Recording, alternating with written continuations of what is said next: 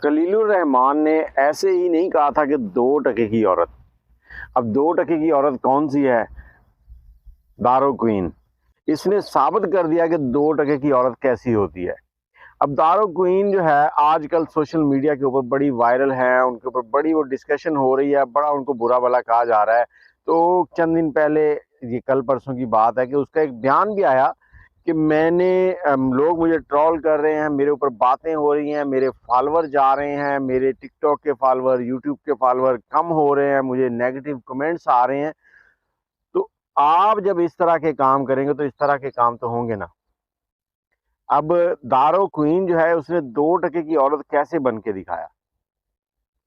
दारो queen जो कि कराची की रहने वाली थी, और कराची से एक लड़का उसको शादी करके जर्मनी ले गया। अब जर्मनी लेके गया, खुले मिजाज का आदमी था, खुले माइंड का, ओपन माइंडेड बंदा था, तो उसने इसको खुली छूट दे दी, आज़ादी थी। अब इसने वीडियोस बनानी शुरू की, वीडियोस के अंदर इसने मतलब अपने शौहर के साथ, बच्चों के साथ वो वीडियोस बनानी। अब इसके फॉलोअर शुरू हो गए। फॉलोअर जब इसके बढ़ गए तो इसने फॉलोअर बढ़ने के बाद लाइव आना शुरू कर दिया। फैसला आपने जरूर करना है वीडियो सुनने के बाद कि कौन गलत कौन सही है।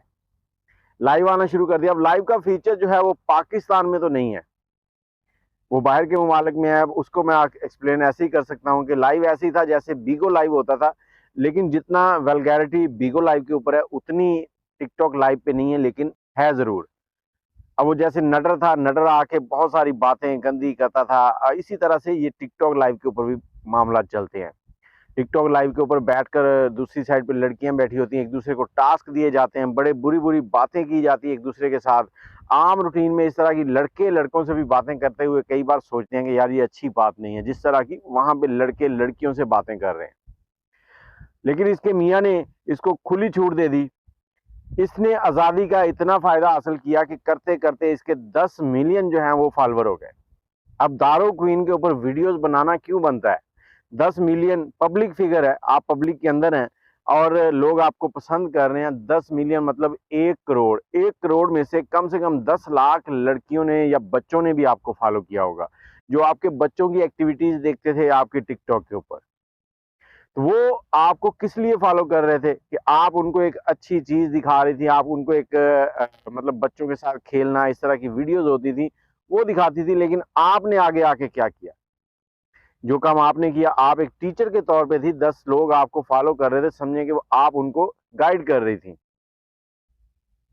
अब उन 10 लाख लड़कियों के लिए आपने क्या मैसेज छोड़ा है कि ये काम करो।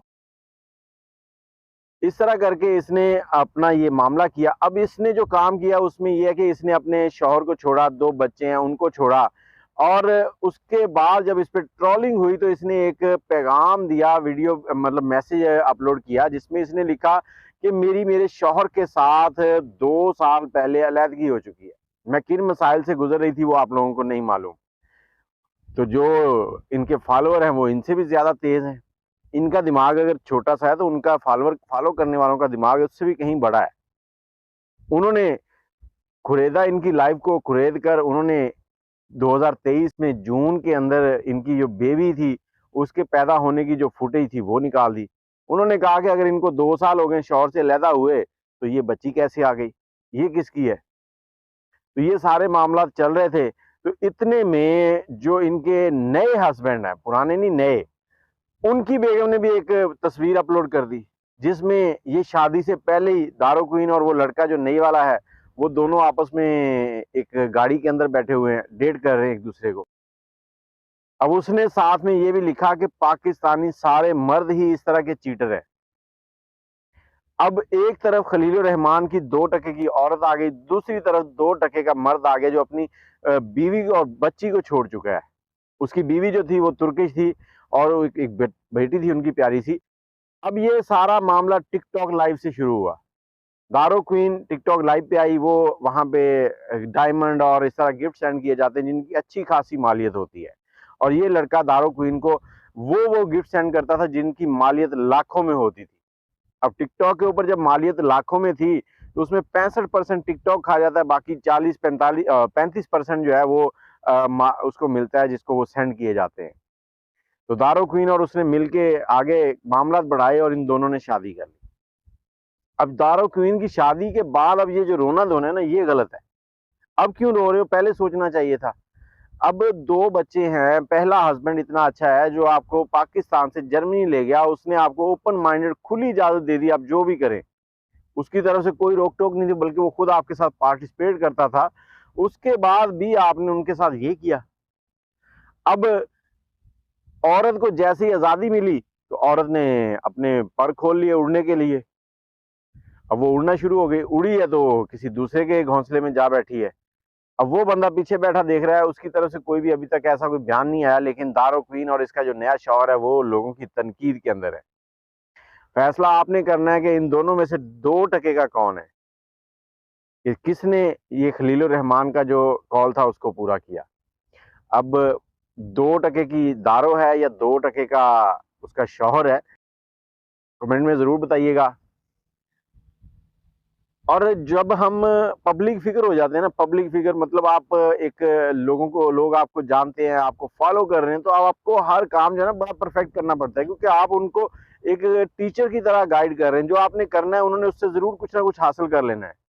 अब 1 करोड़ में से 10 लाख अगर बच्चियां और बच्चे हैं तो उनको दारों ने क्या पैगाम दे दिया। और ये जो मोबाइल है ये हमारे हर घर में चल रहा है। अब इस मोबाइल की वजह से हमारी घरों के अंदर आपस में दूरियां बढ़ गई हैं। ये जो मोबाइल है ये हमारे हर घर में चल रहा है। इस मोबाइल की वजह से हमारी घरों में आपस में दूरियां बढ़ गई हैं। एक ज़माना होता था हमारा, जब हम सुबह स्कूल जाते थे, 5 मिनट के लिए कार्टून आते थे, हम वो कार्टून देखने के लिए भी जब रुकते थे घर से डांट पड़ती थी कि जल्दी करो स्कूल जाओ। और आज क्या है, बच्चा पैदा हुआ 6 महीने का हुआ, जैसे ही वो बैठना शुरू करता है तो हम मोबाइल निकालते हैं, उसको कार्टून लगा के दे देते हैं कि हमें तंग नहीं करो, तुम लो ये मोबाइल और इसको चलाओ। हमारा आपस में प्यार मोहब्बत खत्म होता जा रहा है। तो कोशिश करें इन चीज़ों से, इस गैजेट ये जो मोबाइल है इससे दूर रहें। इसको सिर्फ उतना ही इस्तेमाल करें जितनी आपकी ज़रूरत है। आप इसको इस्तेमाल करें, ना कि ये आपको इस्तेमाल करे। दुआओं में याद रखिएगा। इजाज़त दें। अल्लाह हाफिज़।